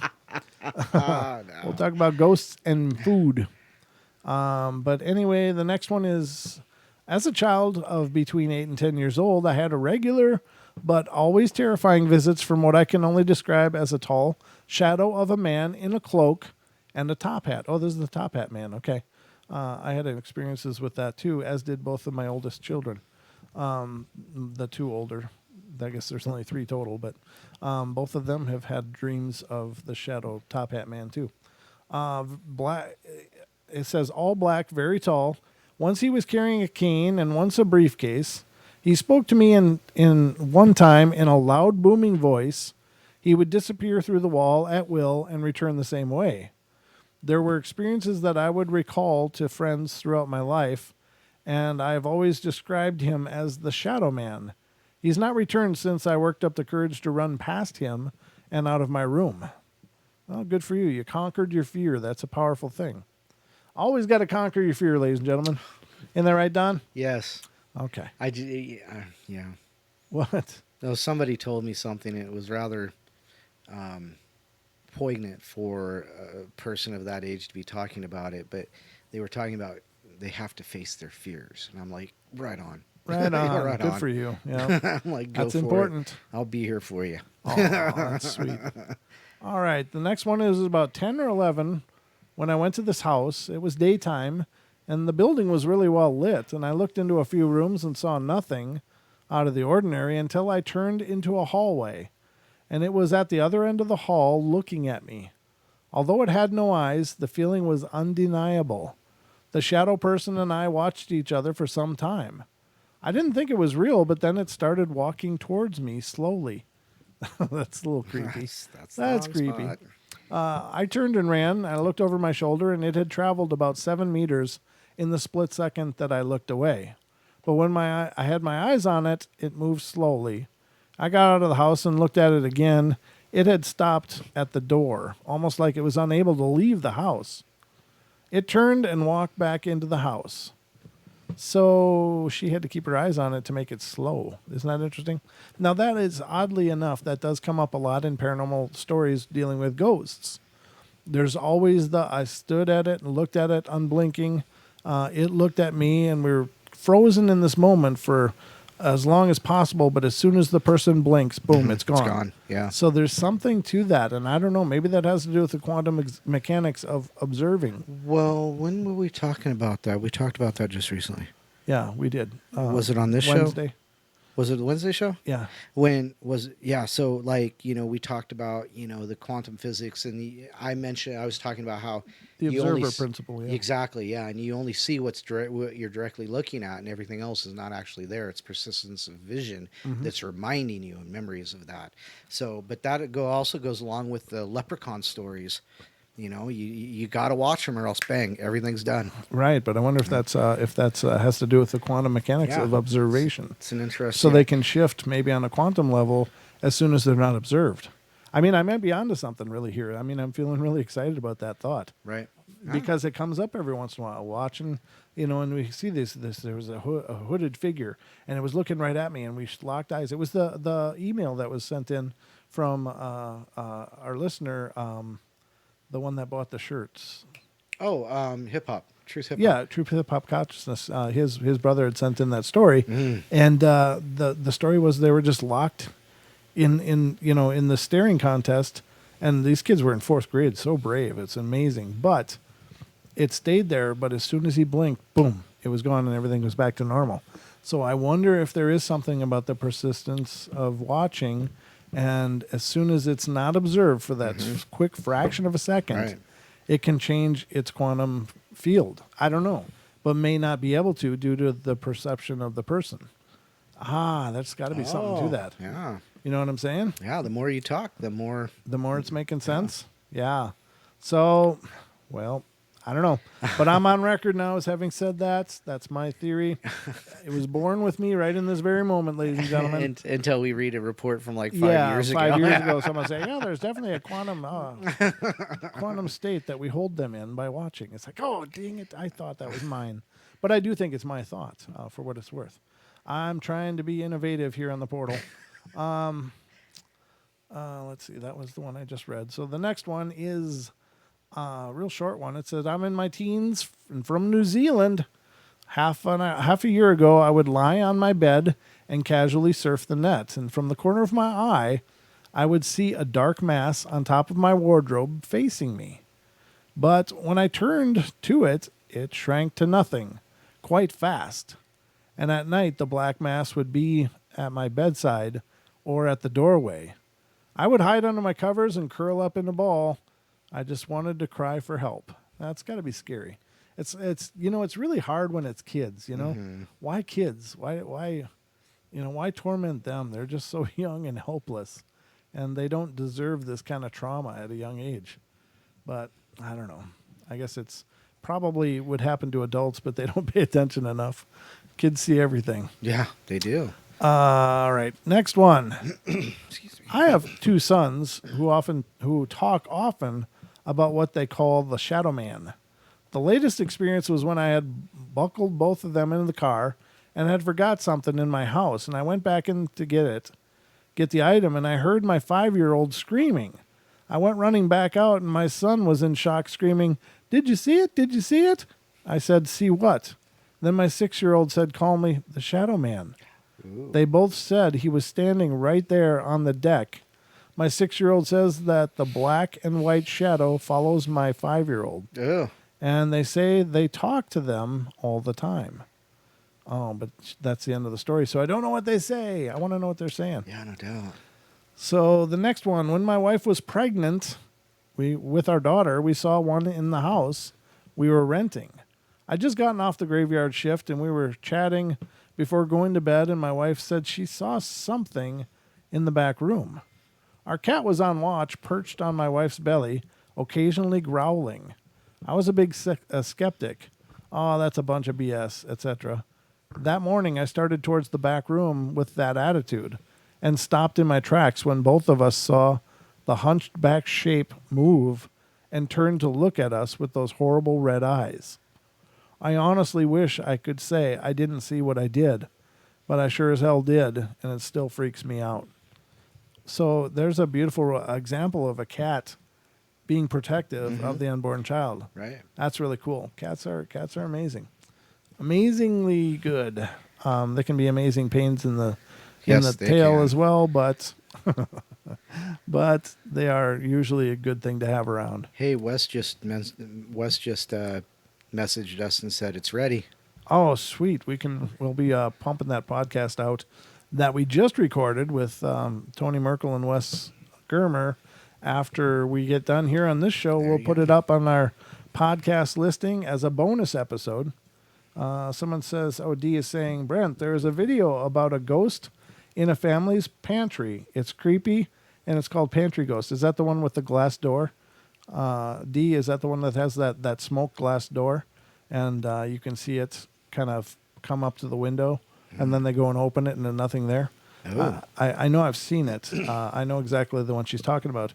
You see, I watch these things all the time, so I'm always out there looking at what people provide as proof. Right.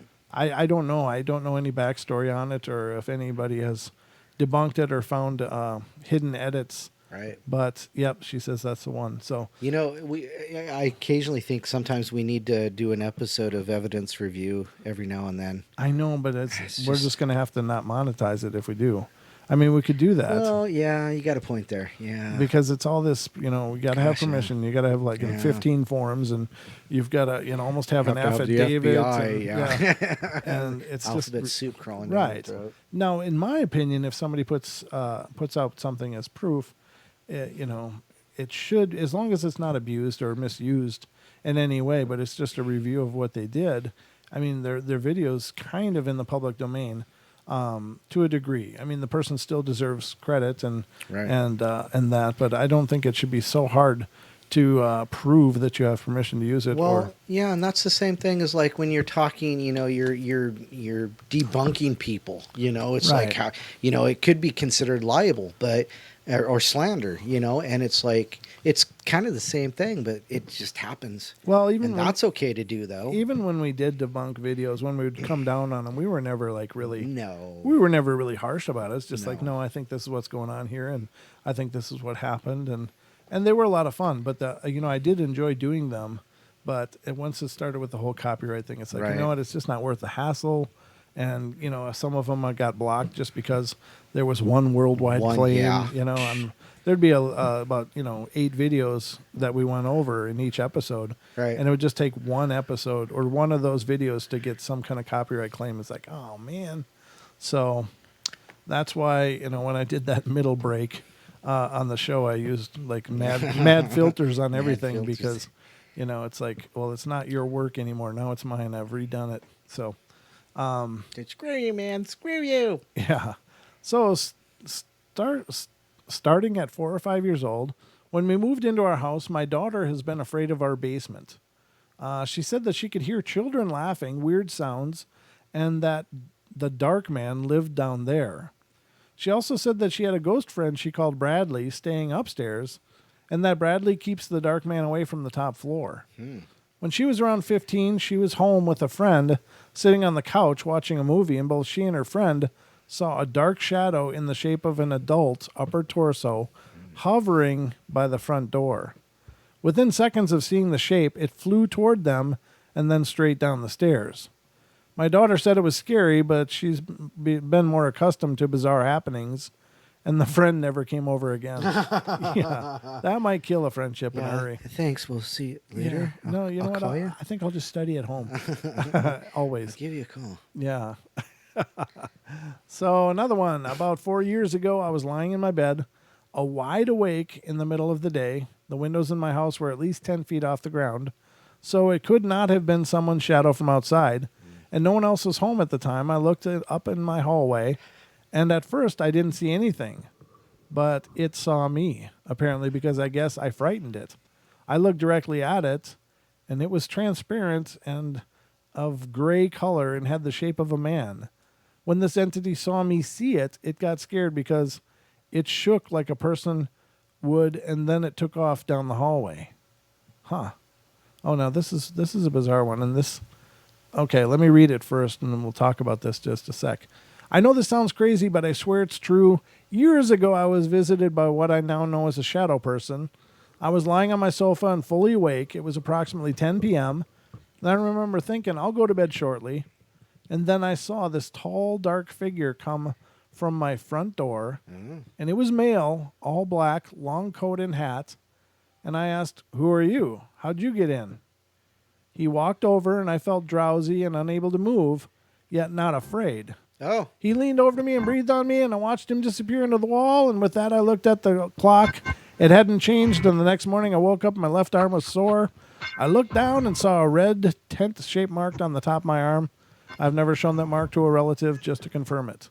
We're going to go to break, ladies and gentlemen. The person was bit by a shadow person, apparently. We'll be right back. We'll be right back. Don't go away.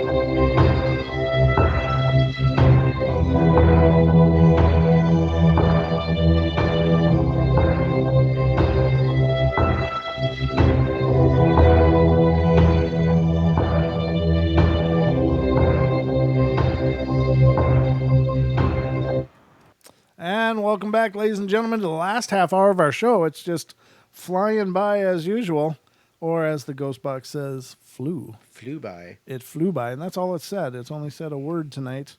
No spirits visiting us, apparently. They're not showing up on the ghost radar, so they just came by to say flew. So it was just a flyby. they just flew by. Flew by. Yep. So I guess they'll just have to pop up on the ghost radar so we know that they're here. No. That's also a challenge too, to Oh, see if they're God. gonna respond. Because I often wonder, what is it picking up? You know. So I figure if I ask for them to appear on the ghost radar and they do, then that's pretty powerful. But if they don't, then it makes me believe it's just reading something else atmospheric Right. or something. Yeah. I don't know. I'm not sure what to think of these apps. Again, every once in a while it says something kind of cool and seems to be relevant, and other times it'll just be like spaghetti. You know, it's like, okay, I like pie. You know, just a random thing, but we'll see. We'll see what's possible. Huh. No, I guess I could do that, but I'm not going to do it now. Okay, cool. No, my one of my apps says, "Oh, we got an upgrade." Oh. So I'll have to upgrade at some point. But we are rocking the night away, and just lately we're talking about the shadow people. The shadow people, ladies and gentlemen. Bee Gees song just went through my head. The shadow people made you think of the Bee Gees? Yes. I don't even want to know what's going on in your head, dude. How the hell do you get to shadow people? The song Shadow Dancing. Oh, well, there you have it. I'm a little curious here. Oh, well, No, let not me about step out that. of the room. No, I don't even know where the hell that goes.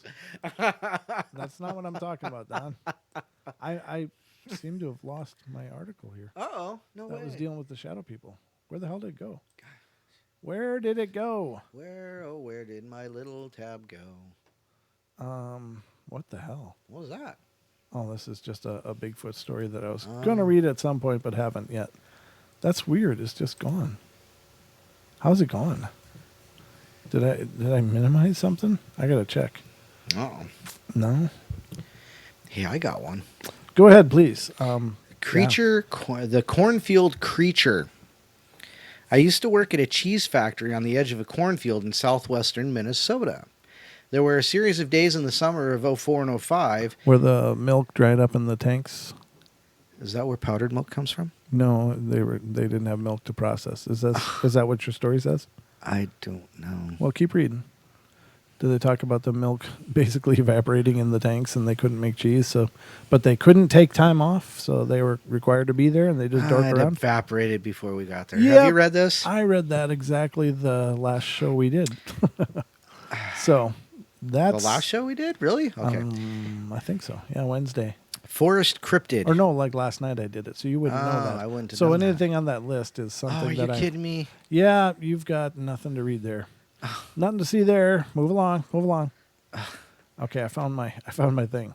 I feel so defeated. Well, it's not I for was lack of trying. excited. It's not for lack of trying, Don. I know. right, I know that your heart was in it. Oh, gosh. This started happening to me about a year and a half ago, and one of my friends and I were walking to a friend's house, and we were taking a shortcut.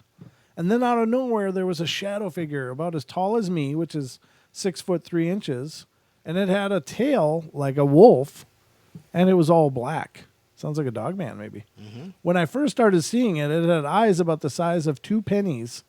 But as time went on, they got bigger and bigger. So did mine. And the last time I saw it, the eyes were about the same size as a lime. Not only that, they changed color. Oh.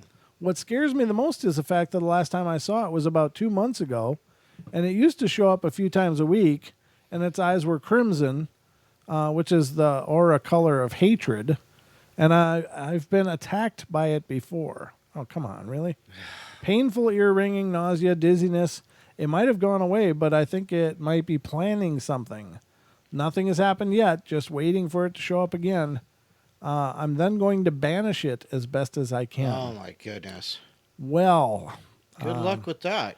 yeah, I don't know. I don't know that it's a dog man. They're thinking it's a spirit, Mm-hmm. but if you saw a 6-foot+ shadow that had a tail, I don't know. It depends on what the tail is. We said a tail like a wolf, It was a so fairy tale. it does sound like a dog man kind of thing.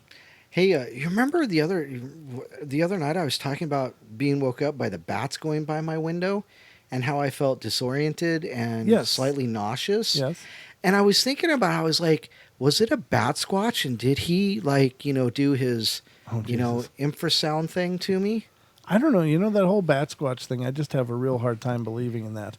And it's something we mentioned on the podcast too, that we did with Wes and Tony. But it's if it looks like a Sasquatch, it's about the same size, but has bat wings. Yeah. I mean, that's like 1,200 pounds of meat. Oh, sounds You don't good. Fire up the Barbie. yeah. Well, I was going to say that too, but I didn't get a chance. but yeah. But you don't get that off of the ground with just some bat wings. Yeah, no doubt. You need like a helicopter to get that kind of meat off the ground. I mean, seriously, you imagine the amount of leverage that would take. Yeah, no doubt. So I don't know what the hell to think about bat squatch, but I guess I can't say it's not possible, but what I can say is it's hard for me to conceptualize something that big with just some bat wings just flying around. What if it's not really flying? What if those wings are actually like anti-grav pods? Well, then it's intelligent in that I don't believe, I mean, like super intelligent and advanced. Then it's extraterrestrial. Maybe. I don't know. It could be, but I don't know. Huh. That kind of stuff is just really bleh. So here's another one. Let's see. I should probably find something more cryptid related again. I feel like talking about cryptids tonight, not ghosty stuff. But yeah, that was that. Oh, this is kind of cool. We should probably, maybe this last half hour should end with this. I don't know how long these are. Oh. Maybe that's too long. Yeah, because I don't want to break this list up if that's good. So that'll be another show or a podcast. Because I like doing shows about those. It's angels, basically, ladies and gentlemen, is what that is about. And I love to talk about those kind of things. But Oh, I literally just came by the cornfield one. yeah, That I was going to read. I just came up with the Florida sea monster one, the green Yeah, I gelatin told you, thing. yep. Yeah, doggone it. That is exactly the same list. it is. How and that is- happens. What is the likelihood of that? Get rid of that. Get out of here. I'm pretty I'm so disappointed now. pretty high likelihood, I'm guessing. It's a cool site though. They got a lot of good stuff on here. But here's a good list. This is it's visions at the hour of death. So this has to do with people having deathbed visions, basically, ladies and gentlemen. And while it might seem kind of morbid and dark, we're all going to take this journey. I mean, it's just every one of us is going to take this walk. That's right. Mother's deathbed vision. My mom had been in and out of hospitals over the last year, near death at each admission, and she was coherent but not delusional. She had congestive heart failure and lung and kidney cancer spread throughout her body. And one morning in the hospital at about 2 a.m., when all was quiet, my mom stared out the door of her room and into the hall that led to the nurse's station and the other patients' rooms. And I said, "Mama, what do you see?" "Don't you see them?" she said. "They walk in the hall day and night, and they're dead." She said this with great calmness, or with quiet calmness. The revelation of the statement might send fear into some, but my mom and I had seen spiritual visions many years prior, so this statement was not a shock for me to hear or for her to see. This time, however, I didn't see them. Her surgeon said that there was no point in treatment as cancer had spread throughout her body. He said she might have 6 months to live at the most, so maybe 3 months. I brought her home to die. The night of her passing, she was restless and anxious, and a few minutes before 8 p.m., she said, "I have to go. They're here. They're waiting for me." Her face glowed and the color returned to her pale face as she attempted to raise herself to stand up. And her last words were, "I have to go. It's beautiful."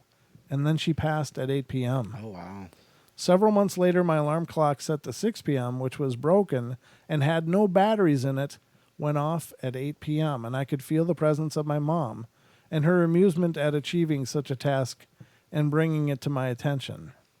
A year and 2 months to the day of my mother's transformation, she appeared standing in my kitchen as whole, young, healthy, and beautiful. And I was surprised knowing she was dead, but so happy to see her. We embraced in a hug, and I said, I love you. And then she was gone. She had come back to say a final goodbye and to let me know that she was happy and okay. Wow. I know my mom is finally home and at peace. Wow. That's a beautiful story. That's great. Yeah. Yeah. I just imagine how amazing that would feel to wrap your arms around that loved one and just hold them one time, just one last time. How powerful is that?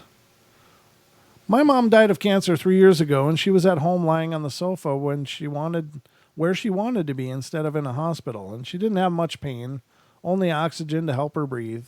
And she wasn't on any drugs. And the last day of her life, she looked around and asked who all these people were standing around looking at her. Only my dad and I were in the room, and I often wonder why she didn't recognize anyone, but hope they were the relatives or angels. And also one of my friends who died saw angels and was reaching towards them.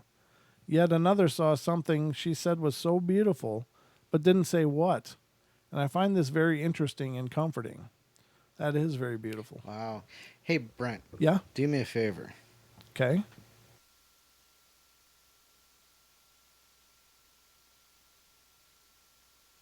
All right. All right. Well, everybody, it's been a great night, but unfortunately, I have a call that I must take. But I want to admit that I absolutely loved everybody. Thank you for coming. I'm sorry, Brent. I got to jump out, though. No, that's fine. But we will see you. Let's see. Today's Saturday. We will see you on Wednesday. Good Until night, then. everybody. All right. Take care, brother. Drive safe. I I'm certainly muting you. will. All right. You've been muted. I will go to me on camera. And it's just me, ladies and gentlemen. You're stuck with just me. And I hope that's okay. I'm sure it is. Well, thank you. Thank you, Don. Well, thank you very much.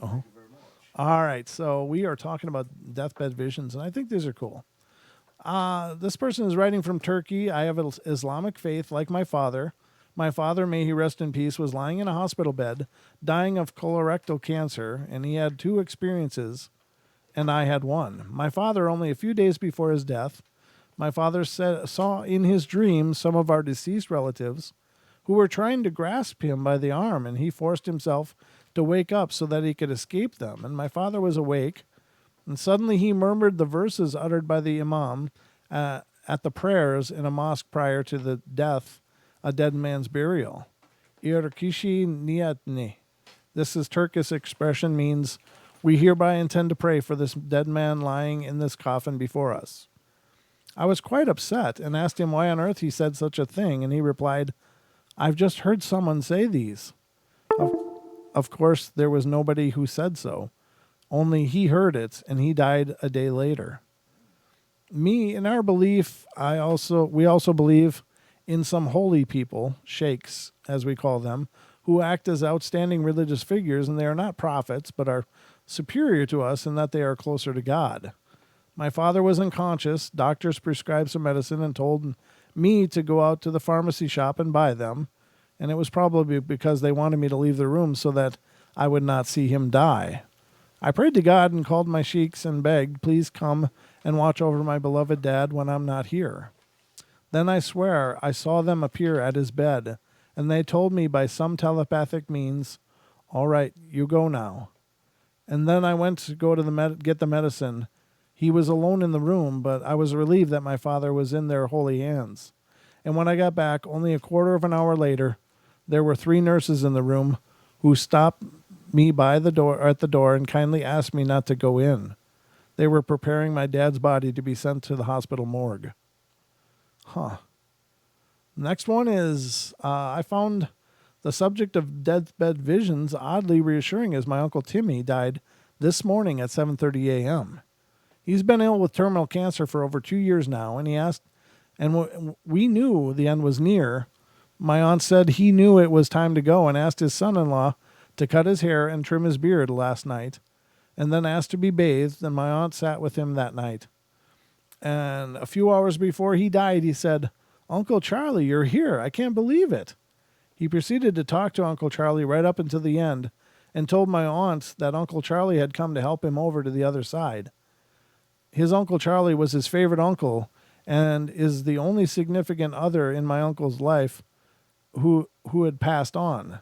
So I believe Uncle Charlie did come to take my Uncle Timmy to the other side, and it brings me great comfort. This one's a short one. My brother-in-law was dying. He woke from a nap and asked his wife if she had seen who had pinched his toe and woke him up. She replied that no one had been in the room but her, and he said that he was pretty sure that it had been his mom who was deceased, and that is how she would wake him for school. He said that he had seen her leave the room and that she had long black hair like when he was young. In a short while, he seemed to focus on something at the front of his bed, smiled, and died. Let me keep an eye on the time here. 1 second. Okay, 10 minutes. We got a lot of time left. Good. Okay, the beautiful garden. 1974, it was my grandfather's hospital room. Holding his hand, he had had 5 heart attacks during a 3-day period. He looked up at the ceiling and said, "Oh, look at those beautiful flowers." I looked up and there was a bare light bulb. Then he had another heart attack and the machine screamed. The nurses ran in, they revived him and put in a pacemaker, and he died about 4 days later. He wanted to go to the beautiful garden. Wow. That's so profound. Very, very profound. All right. This is 1986. I was 7.5 months pregnant with my first child when I got a distressing phone call from my grandfather. My beloved grandmother in another state had had a heart attack, and while the paramedics were able to get her heart started again, she had been too long without oxygen and was in a coma, where she remained. Time passed, and when my child was born, we had been home from the hospital about 2 weeks. When I was awoken from a sound sleep at about 5 a.m., I could hear my grandmother's voice calling my name, and in my semi-awake state, I thought I was speaking to her on the phone. In retrospect, I realized that the communication was actually all inside my head because I never spoke aloud. We did communicate, and I did not see her, only heard her voice. At first, I was just glad to hear from her. As always, I was excited. I excitedly asked her if she knew I had a baby, and she did. And we sort of chatted about inconsequential things for a few seconds. And then I realized I could not possibly be speaking on the phone to her. "But Grandma, you've been sick," I exclaimed. She laughed in her familiar chuckle and said, "Yeah, but not anymore, honey." I got up a few hours later thinking what a strange dream I had. Within 24 hours of this event, my grandmother died. When my mom called me to tell me she was gone, I didn't even have to be told. I said right away, "I know why you're calling, Mom." While I miss my grandmother, I don't really mourn her because I feel like she's still around and a part of my life. And I think that's the big thing. That's the really cool thing. Oh, hey, Julia. The fact that people have these visions, for many of us fear death. We're afraid of it. It's when the body stops working and it seems like this ending. But when people have these visions and these experiences, they know beyond a doubt that the spirit moves on. It's like mourning a car that doesn't work outside. You know, you're inside. You know what I mean? You're not in the car. You're not driving it anymore. It's just sitting there. And our bodies are much the same thing. We're very attached to them because this is our home during our period of incarnation here. But at the end of this is just a shell. This is just a car we're driving. This is just a means to an end. We associate this with ourselves, and when in reality we are so much more. This is just a reflection in the mirror of sorts. So our cars will stop, our bodies will stop, and I guess we'll go home, whatever that means. I don't pretend to know, but I know it's something. All right. My mother was born in 1924, and her brother was born a few years before her. I don't know exactly the year, but when he was a little 2-year-old baby, he caught scarlet fever, and he was dying. My mother was rocking him on the front porch when suddenly he reached both his arms up, as if to be held by someone, and there was no one there, and said, "Mama, the angels are here for me." And at that moment, he died in her arms. Oh, that is so tragic. Just a little baby. My mom, who was terminally ill with cancer, spent the last week of her life in the hospital. And that week, she would repeat, "I'm coming home, I'm coming home." While I sat with her, she kept looking to my right side and began talking to her sister, who had passed over the previous year. It was a normal conversation, just as she would have. but she commented on how I've grown to look just like my mom, and that I looked tired. And needless to say, I had a sense of relief to know that the visions of her family were giving her peace and allaying any fear she had of crossing over. This one, and then this one, and then this one. Let's see. Back in 1979, I moved in with my dying father, and one morning I was making him breakfast, and he seemed really upset, and I asked him what's wrong. He said, "They came to get me last night," and he pointed towards the ceiling. Stupid me, I asked, "Who?" He got extremely upset and yelled at me, pointing at the ceiling, "They came to get me." I didn't say another thing, but watched him continuously. From that night on, he wouldn't sleep in his room. He always slept on the couch. I would put the children to bed and sit with him and watch TV, and we would talk. And right in the middle of our conversation, he'd look up, wave his hand, and say, "Go away. No, not yet. I'm not ready." This went on for 3 months before he died. My father and I were extremely close, so when he contacted me by automatic writing, I wasn't surprised. He just wanted me to know he was all right. And one more thing, he died at 7 a.m. that night. I was all alone in his home. I lit a big candle, put it on the end table, and lay down on the couch and cried myself to sleep. I felt so close to him there. The next morning when I awoke, the candle sat 3 feet away on the carpeted floor, and by the look of the burn hole in the carpet, right below the end of the table, the candle had fallen and started a fire. To this day, I don't know how it was put out, or how the candle got moved to the doorway between the living room and the kitchen. But I suspect it was my dad. He saved my life that night, and his home from burning up in a fire. Wow. That's very powerful. 3 minutes left. I think I can read this one. Mom was almost 96. She suffered a broken hip in January 1989 and went from hospital to nursing home. She just gave up. My mom was born in a small village in Poland, had little or no schooling, and came to this country with my dad. She was 17. Not knowing a word of English, she lived all those years, owned her home, and had no fear of anyone or anything. A great spirit and a small lady. This one Saturday, I sat with her for a while, and she suddenly, with those blue eyes of hers opening wide, she looked to a corner of her room, then to the ceiling. She was legally blind, and she looked terribly startled at first, but as her eyes swept around the room, she put both hands under her chin and settled down. I swear I saw a light around her. The gray hair and pained facial expressions disappeared, and she was beautiful. She closed her eyes, and I wanted to ask her in Polish what she saw, but something stopped me. I just sat there and looked at her. It was approaching evening, and I had told the people there that if my mother appeared to be dying, to inform me. I decided to leave. I bent over my mother and kissed her on the forehead. A voice within my head said very clearly, "This is the last time you will see your mother alive." But something made me leave. That night, as I was sleeping, I dreamed my mother was behind me, shaking me hard by the shoulders, trying to wake me. She finally did, and I woke up at midnight to the phone ringing.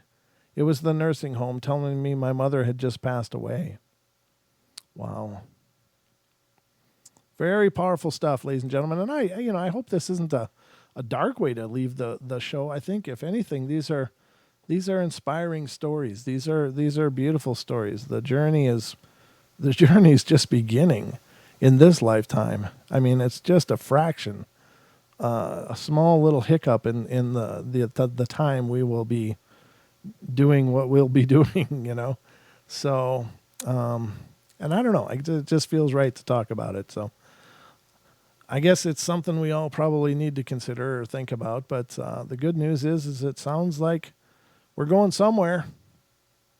So I hope that's a wonderful thing for all of y'all. Yeah, and that's absolutely right. Now, ladies and gentlemen, after the show, stick around for Paisley Wild. She's coming up right after us here on TFR, iHeart, TuneIn, and TalkStream Live. So if you haven't caught the show, after the show, head over to tfrlive.com, and you can listen live there to her show. And it's audio only for those of you on YouTube, but it's still a good show. She does a nice job, and she's got a a really great demeanor and really enjoys sharing the information she's learning on her journey. So I hope you guys will check it out. But as for me, this is the end of my road for the night. It's been a long day, but a good day. I got some more work to do putting up that podcast. So check for that Paranormal Portal podcast coming out this evening in just a little while after I can get it all done. But hope you guys love it. And thank you so much for being here. I love you all. Be good, be kind, be nice. Take care of each other. Help each other out. Find the magic in every day. And remember to laugh as much as you can. And I'm not hearing any of the music. I don't know why. I should be hearing music right now. I don't know. Unless we DC'd somehow. I don't know what's going on. I don't know what's going on, ladies and gentlemen, but that's my life. So, love you guys. Take care. Have a good night.